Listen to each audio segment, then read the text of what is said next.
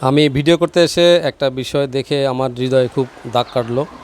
দেখেন এই মানুষগুলো এতটাই কষ্ট করে এই মালগুলো উপরে তুলতেছে, যেটা সচক্ষে না দেখলে বোঝা যাবে না।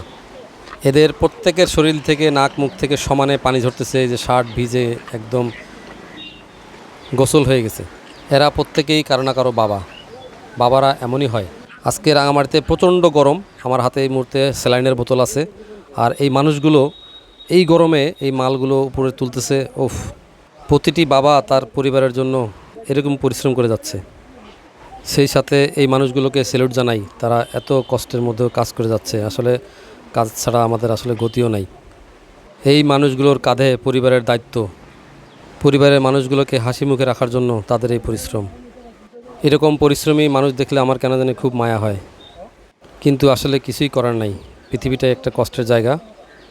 প্রতিটি বাবা তার সন্তান পরিবারের জন্য এভাবেই কষ্ট করে যাচ্ছে। সমস্ত বাবাদেরকে স্যালুট জানাই। ভালো থাকুক, ভালো রাখুক পৃথিবীর সমস্ত বাবাদেরকে।